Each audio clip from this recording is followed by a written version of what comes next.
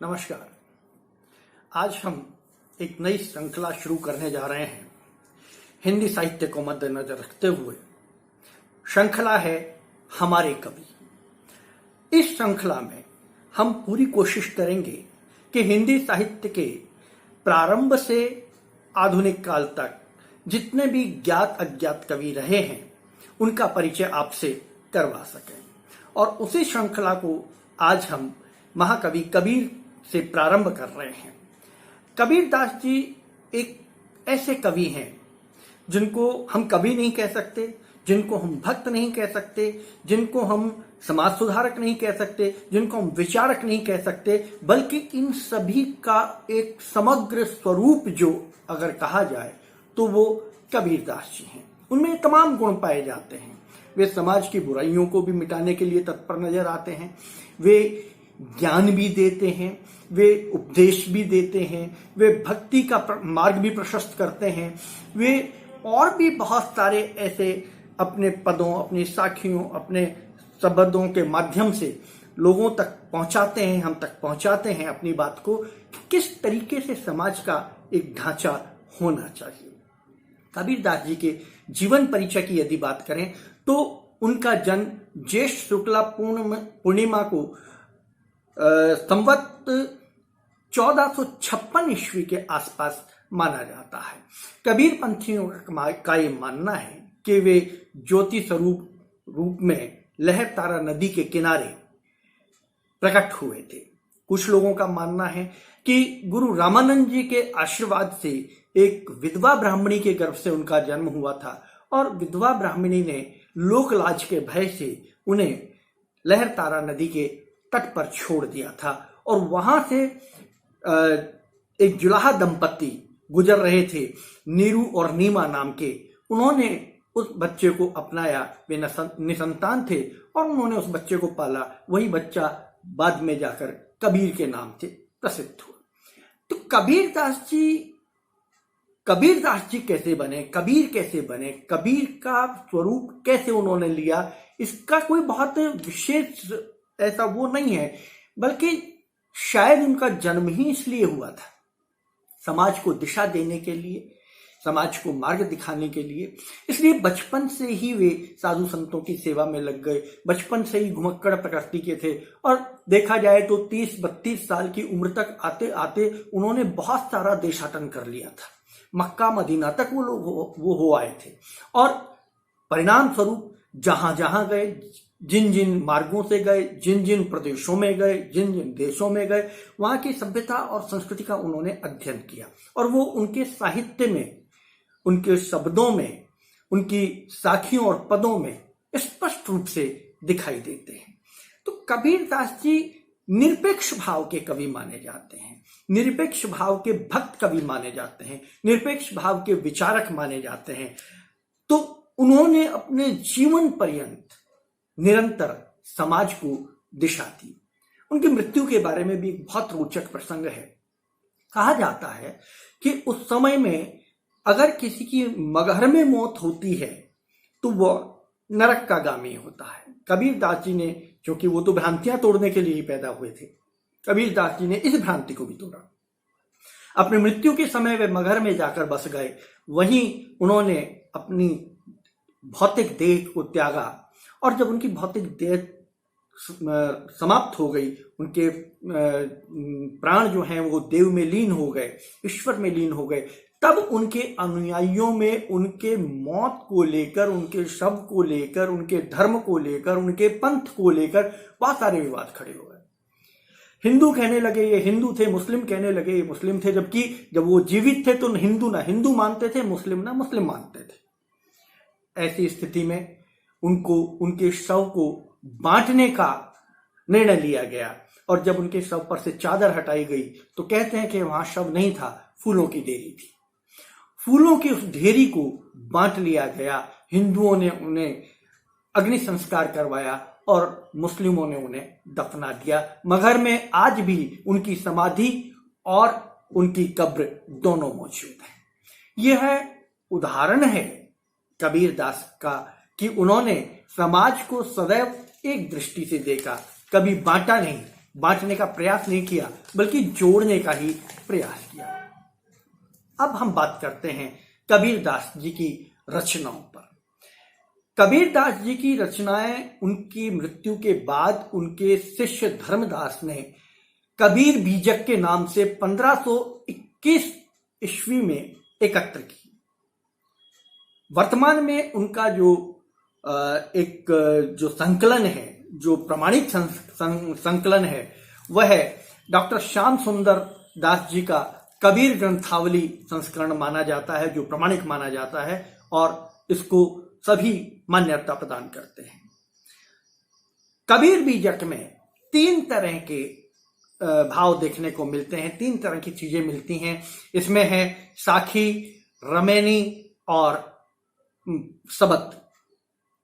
तो रमैनी में चौपाइयां हैं, सबद में पद हैं और साखी में दोहे हैं। मैं एक बात आपको यहां पर स्पष्ट कर दूं कि कबीरदास जी की साखियों को जो दोहा शैली में थी, उनको साखी क्यों कहा जाता था? वे प्रत्येक दोहे जो कबीरदास जी ने लिखे थे, वे किसी न किसी आडंबर की, किसी न किसी सीख की, किसी न किसी ज्ञान की गवाही देते थे, साक्षी देते थे। इसलिए इन्हें साखी कहा गया और कालांतर में साखी में परिवर्तित हो गया। तो कबीरदास जी का साहित्य जो है वो विशेष रूप से कबीर बीजक में देखने को मिलता है और वर्तमान में आधुनिक युग में श्याम सुंदर दास द्वारा रचित कबीर ग्रंथावली में इसको देखा जा सकता है। कबीर जी का समय जो है वो, जैसे पूर्व में हमने कहा, लोधी वंश के आसपास का समय रहा है। 1451 से 1469 तक का समय माना जाता है। लोधी वंश का समय उस समय 1471 से और 1583 तक का समय था। तो वही समय कबीरदास जी का समय माना जाता है। उस समय में हिंदू, मुसलमान, नाथ, बौद्ध, जैन सभी लोगों में एक धर्म को लेकर आशंका थी, एक अस्थिरता थी, एक भय था और सब अपने अपने धर्म को बड़ा बनाने की कोशिश में लगे हुए थे। कबीरदास जी ने उन सबको चेताया, उन सबको टोका, उन सबको धार्मिक आडंबरों से बाहर निकलने के लिए प्रेरित किया और अनुभूति परक मानव धर्म की स्थापना का उन्होंने प्रयास किया। उनका यह मानना था कि प्रत्येक मनुष्य एक ही पद्धति से जन्म लेता है और एक ही तरीके से ईश्वर में विलीन हो जाता है। फिर हम ये भेद क्यों करते हैं?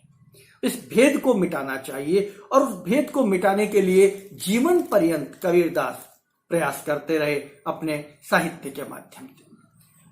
कबीरदास जी को भक्त माना जाता है, उनका एक भक्ति का स्वरूप माना जाता है कि कबीर भक्त थे। सबसे पहले जब हम कबीर की बात करते हैं तो समाज सुधारक हम उसके एक दूसरे आयाम को मानते हैं। पहला आयाम मानते हैं कबीर भक्त थे। मेरा मानना है कि कबीर भक्त बाद में थे, कबीर पहले समाज सुधारक थे।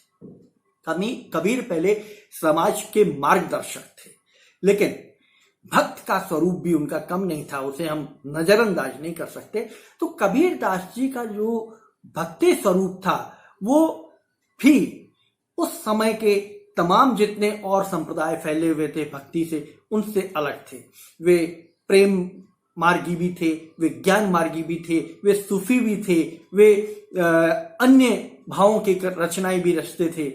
तो मिला जुला स्वरूप, किसी एक परंपरा, एक लीक पर चलने वाले कबीरदास जी नहीं थे। वे सही माना जाए तो कबीरदास जी परम खोजी थे, सत्य के अन्वेषी थे। वे निरंतर खोज करते रहते थे और समाज में फैली हुई बुराइयों का, आडंबरों का विरोध करना उनका मूल ध्येय था। कबीरदास जी का अध्ययन भी विशेष रूप से अगर देखा जाए तो कोई पारंपरिक अध्ययन नहीं था। लोक प्रचलित भावों से उन्होंने जो सीखा था, लोक से जो सीखा था, देशाटन से सीखा था, वही उनके अध्ययन का स्वरूप था और वही अध्ययन उनकी भक्ति, नीति, रीति और समस्त अन्य भावों में, जितने भी भाव कबीर को हम अध्ययन के रूप में देखते हैं, दिखाई देता है। कबीरदास जी की काव्य साधना सबसे प्रमुख बिंदु है। कबीरदास जी ने विभिन्न भावों में काव्य साधना की। सबसे पहला भाव उनका है उपदेशात्मक काव्य। उनका पहला काव्य, जिसको जैसे मैंने अभी आपको कहा कि कबीर दास जी एक उपदेशक थे, समाज को उपदेश देते थे, समाज सुधार की बात करते थे, तो उनका सबसे पहला भाव था उपदेशात्मकता। और उपदेश देते हुए कबीर दास जी कभी भी भेदभाव नहीं करते थे। जिस भाव से उन्होंने हिंदुओं को उपदेश दिया, मुस्लिमों को भी उसी ढंग से भी उपदेश दिया। वे कहते हैं, कबीरा संगत साधु की बेगी कीजिए धाय, संगत बुरी असाधु की आठों पहर अघाय। कि साधु की संगत जितनी जल्दी हो सके जाकर कर लेनी चाहिए, या वृक्ष कभौ ना फल भके नदी न संचय नीर। ये भाव के माध्यम से ज्ञान शिक्षा का प्रसार करना, लोगों के मनों में जो आडंबर बैठे हुए हैं, जो लोगों के मन में कुंठाएं बैठी हुई हैं, उनको निकालने का प्रयास कबीर दास जी ने किया। वे कहते हैं कि गुरु कुम्हार शिष्य कुंभ गड़गड़ काढ़े खोट, अंतर हाथ सहार दे बाहर देहें चोट। अर्थात गुरु तो उस कुम्हार की तरह है, जैसे कुम्हार घड़े को गढ़ने के लिए अंदर हाथ का सहारा लगा के बाहर चोट मारता है, गुरु भी तो वही करता है। गुरु की महिमा का उन्होंने बखान किया और कबीर दास जी ने बहुत अच्छे ढंग से अपने उपदेशात्मक भाव को प्रस्तुत करने का प्रयास किया। उन्होंने काकर पाथर जोड़ के मस्जिद लई चनाए, ताचर मुल्ला बांग दे बैरा हुआ खुदाए, तो दूसरी तरफ मूंड मुंडाए हरि मिले तो सब ले मुंडाए, बार बार के मूंडते भेड़ न बैकुंठ जाए। जैसे भावों को समाज की समरसता के साथ, समाज की समानता के साथ प्रस्तुत उन्होंने किया और लोगों को इस बात से अवगत कराया कि समाज जो है उसमें इन आडंबरों का कोई स्थान नहीं है। दूसरे भाव में कबीर दास जी का जो काव्य साधना का दूसरा पक्ष जो माना जाता है वो माना जाता है प्रताड़नात्मक काव्य। प्रताड़नात्मक काव्य के माध्यम से कबीर दास जी खरी खरी सुनाते हैं। जैसे मैंने अभी ऊपर के 2 उदाहरण आपको बताए, किसी को भी नहीं बख्शते, किसी भी पक्ष की बुराइयों को सामने। ये मैं आपको ध्यान दिला दूं, ये उस समय का दौर था जब राजा, नवाब, सुल्तान, उनका बहुत बड़ा स्थान हुआ करता था और उनका आदेश ही ईश्वर का आदेश माना जाता था। ऐसे समय में उन लोगों को चैलेंज करना कोई छोटा काम नहीं था और वो काम केवल कबीर दास जी कर सकते थे, जो कहते थे जो घर जाले आपनो आवे हमारे साथ, क्योंकि खोने को उनके पास कुछ था नहीं। इसलिए जिसके पास खोने को कुछ नहीं होता, जिसको भय नहीं होता, वो निरपेक्षवाद करता है। कबीर दास जी उसी परंपरा के कवि थे। अगली श्रेणी में उनकी साधना पद्धति में आता है सामाजिक सुधारवादी। तो जैसे हमने अभी आपको बताया कि समाज सुधार के लिए उन्होंने बहुत सारे अपने पद, अपनी साखी, और मूल रूप से तो मैं मानूं कि अगर पूर्ण रूप से आप कबीर का अध्ययन करें तो आपको कबीर में केवल समाज सुधार ही दिखाई देगा। समाज सुधार के माध्यम से, समाज के सुधारात्मक रवैये के माध्यम से भक्ति की ओर कबीर जाते हैं। तो मूल रूप से कबीर समाज सुधारक थे। दार्शनिक पक्ष भी उनका बहुत मजबूत था। बड़े अच्छे से वे कहते थे कि गुरु गोविंद दो खड़े कांके लागू पाए।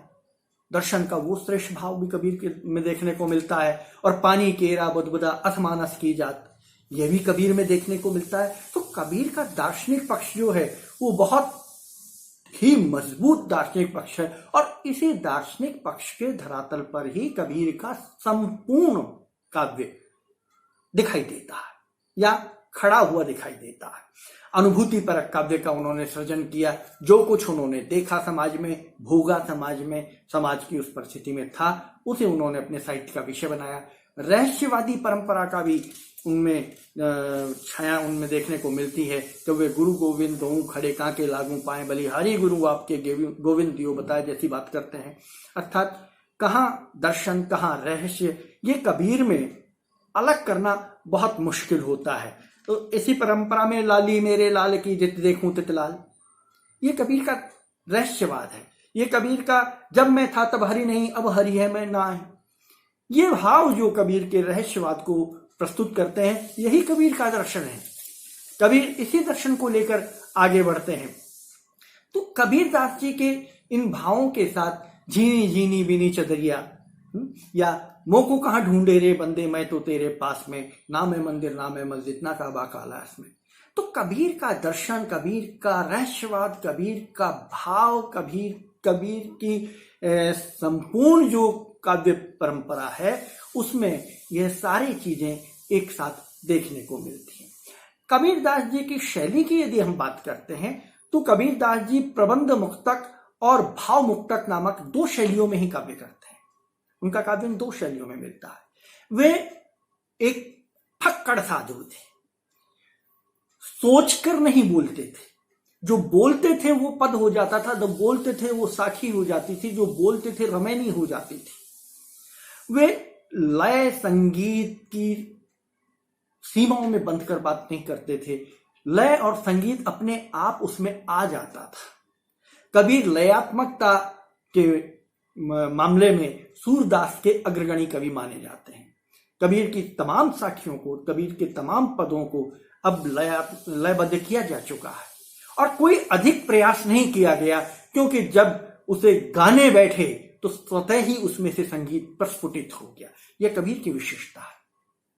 तो शैली के माध्यम से कबीर की अगर बात करें तो प्रबंध मुक्तक और भाव मुक्तक दो शैलियों में उन्होंने काव्य रचा। सबसे महत्वपूर्ण पक्ष आता है कबीर की भाषा।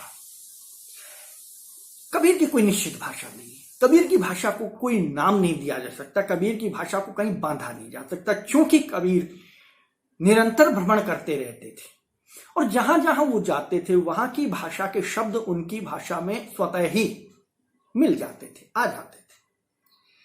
उनकी भाषा में खड़ी बोली, गुजराती, राजस्थानी, पंजाबी, मराठी और न जाने ब्रज भाषा, अवधी, बहुत सारी भाषाओं, यानी तमाम भाषाओं के शब्द देखने को मिलते हैं। तो क्या नाम दें उसको? ऐसी भाषा का तो कोई नाम ही नहीं हो सकता। लिहाजा उसे सधूकड़ी भाषा कहा गया, साधु की भाषा कहा गया और यह नाम प्रचलित हो गया। कुछ विचारक इसे पंचमेल खिचड़ी भाषा के नाम से भी जानते हैं।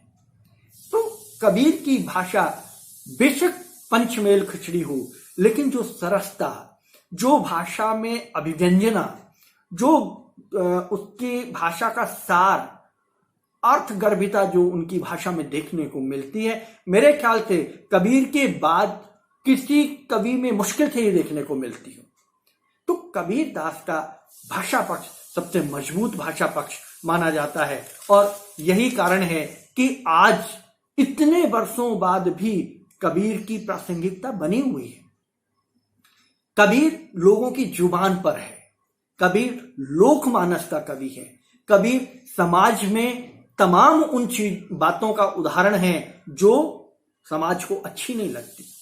आज भी हजारों साल बाद भी हम कबीर की बात, साखियों का, कबीर के पदों का, कबीर के रमैनियों का अपनी बात की पुष्टि में उदाहरण देते हैं। और ये उदाहरण हम पढ़े लिखे लोग नहीं देते हैं, ये उदाहरण वो लोग भी देते हैं जिन्होंने विद्यालय का मुख नहीं देखा, लेकिन अनुभव उनका कहीं बहुत ज्यादा है और वो अनुभव बहुत कुछ कबीर के साथ चलता हुआ उन्होंने पाया है और कबीर की प्रासंगिकता को उन्होंने चिर स्थायी बनाया है। तो ये एक संक्षिप्त सा प्रयास था कबीर दास का परिचय देने के लिए। हम अगली कड़ी में एक और नए कवि को लेकर आपके सामने उपस्थित होंगे। कैसा लगा आपको कमेंट्स बॉक्स में अवश्य लिखिएगा। साथ ही चैनल को सब्सक्राइब कीजिएगा। नमस्कार।